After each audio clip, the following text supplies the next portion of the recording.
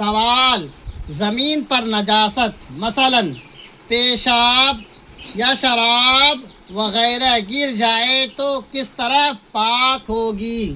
زمین کس طرح پاک ہوگی؟ یہ کیا ہوا آپ کا سوال ہوا۔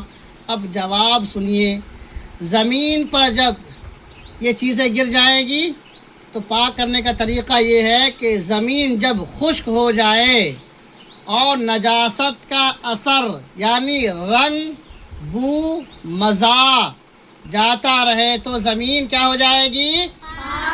پاک ہو جائے گی۔ سمجھ گئے؟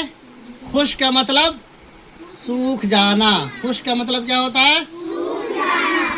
تو معلوم ہوا کہ زمین پر نجاست مثلا پیشاب یا شراب وغیرہ گر جائے تو کس طرح پاک ہوگی؟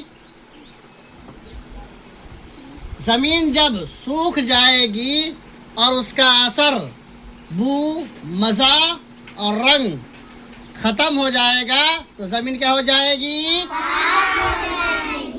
چلیے اب دوسرا مسئلہ سمجھیے۔ مکان، مکان کہتے ہیں کس کو؟ گھر کو کہتے ہیں، معلوم ہے نا؟ مکان کسے کہتے ہیں؟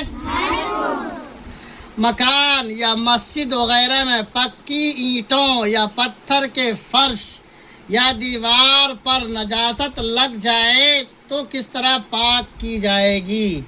یہ سب اینٹ کیا ہے؟ دیوار کیا ہے؟ پکی ہے نا؟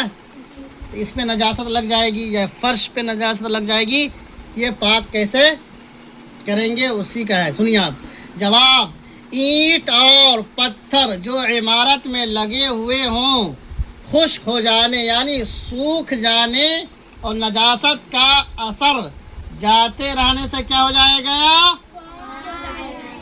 یہ چیزیں بھی اسی طرح پاک ہو جائے گی۔